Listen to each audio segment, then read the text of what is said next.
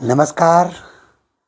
ನಾನು ಮತ್ತೆ ರಮಾಕಾಂತ್, ನಿಮ್ಮ ಮುಂದುಗಡೆ national education committee national coordinator.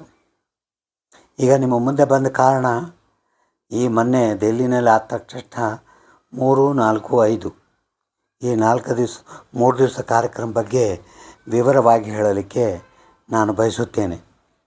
ನನಗೆ ಗೊತ್ತಿದೆ ಎಲ್ರಿಗೂ ಬರೋದಾಗಲ್ಲ. ಇಂಥ ದೆಹಲಿ ದೂರ ಭಾರತ ಪ್ರದೇಶ, ನಿಮ್ಮ ಆರೋಗ್ಯ, ನಿಮ್ಮ ಆರ್ಥಿಕ ಪರಿಸ್ಥಿತಿಯನ್ನು ನಾನು ತಿಳ್ಕೊಂಡಿದ್ದೇನೆ. ಆದರೂ ಕೂಡ ಸಾವಿರಾರು ಜನರು ನಮ್ಮ ಕರ್ನಾಟಕದಿಂದ, ತೆಲಂಗಾಣದಿಂದ, ಆಂಧ್ರ ಪ್ರದೇಶದಿಂದ, ತಮಿಳುನಾಡಿಂದ, ಸೌತ್ ಇಂಡಿಯಾ ಅಂತ ಎಲ್ಲರೂ ಬಂದಿದ್ದರು.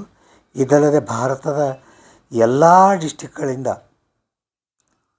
ಎಲ್ಲ ಕಡೆಯಿಂದ ಬಂದು ಸಾವಿರಾರು ಜನರು 4 ಮತ್ತು 5ನೇ ತಾರೀಕು ಒಳ್ಳೆಯ ನಮ್ಮ ಶಕ್ತಿಯನ್ನು ತೋರಿಸಿ ಪ್ರದರ್ಶನವನ್ನು ಮಾಡಿದರು.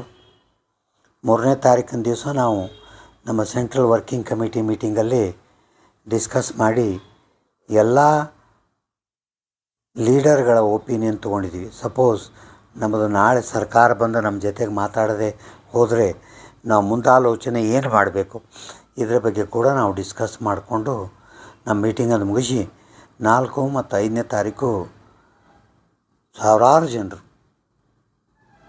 ಯಾಕಂದರೆ ಈಗ ಎಲ್ಲರೂ ಪೆನ್ಷನ್ದಾರಿಗೆ ಸಾಕಾಗಿ ಹೋಗ್ಬಿಟ್ಟಿದೆ. ಇವ್ರು ಸರ್ಕಾರ ಪೆನ್ಷನ್ ಕೊಡ್ತಾ ಇಲ್ಲ, ನಾವು ಧರಣಿಗಳನ್ನು ಮಾಡೋದು ಬಂದ್ ಮಾಡ್ತಾ ಇಲ್ಲ. ಅದಕ್ಕೆ ಏನು ಮಾಡ್ಬೇಕಂಥೇಳಿ ಈವನ್ 7 ಸಿಸ್ಟರ್ಸ್ ನಿಮ್ಗೆ ಆಸಾಮ್, ಗೌಹಾಟಿ, ಭೂತಾನ್, ಮೇಘಾಲಯ ಅಲ್ಲಿಂದ ಕೂಡ ಜನರು ಮೊದಲೇ ಸಾರಿ ಭಾಗವಹಿಸಿ ನಾವು ಏನು ಒಂದು ಹಿಸ್ಟಾರಿಕಲ್ ಒಂದು 4-5 ನಮ್ಮ ಧರಣಿಯನ್ನು ಮಾಡ್ಬೇಕಂತ ಏನು ಮಾಡಿದ್ದೀವಿ, ಅದು ತುಂಬ ಸಕ್ಸಸ್ ಆಗಿದ್ದು ನಿಮ್ಗೆ ಒಳ್ಳೆಯ ವಿಷಯನೂ ನಾನು ತಿಳಿಸುತ್ತೇನೆ.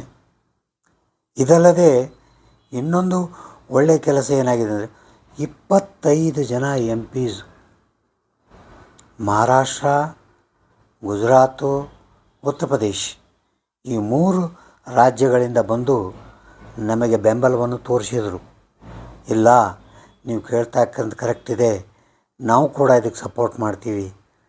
ಅದಲ್ಲದೆ ಅವ್ರು ಏನು ಹೇಳಿದರು, 5ನೇ ತಾರೀಕು ಬಂದವರು ನಾವು 6ನೇ ತಾರೀಕು ಪಾರ್ಲಿಮೆಂಟಿಗೆ ಹೋಗಿ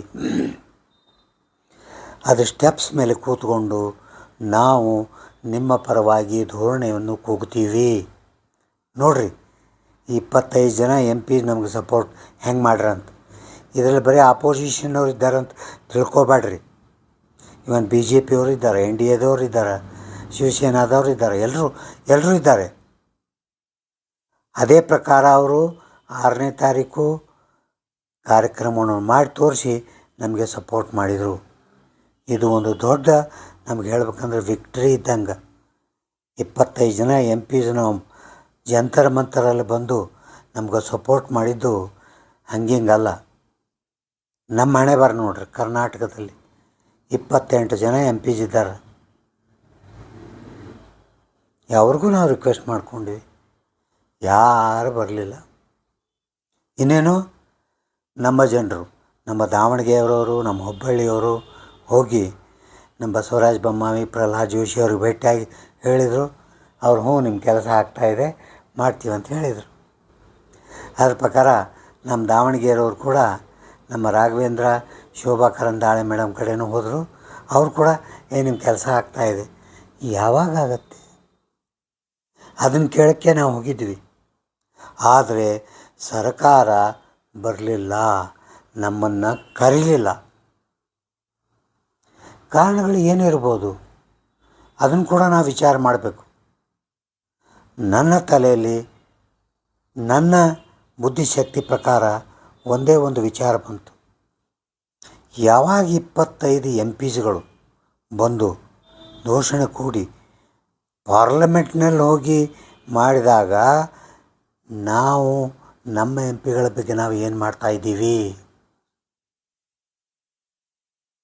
ಪೆನ್ಷನ್ದಾರರೇ, ಕೈ ಮುಗಿದು ನಿಮಗೆ ಕೇಳ್ಕೊತೀನಿ, ನಮ್ಮ MP ಮುಂದೆ ಕೈ ಮುಗಿಬೇಡ್ರಿ. ಮಹಾರಾಷ್ಟ್ರದವರು 17 MPs ಬಂದಿದ್ದರು.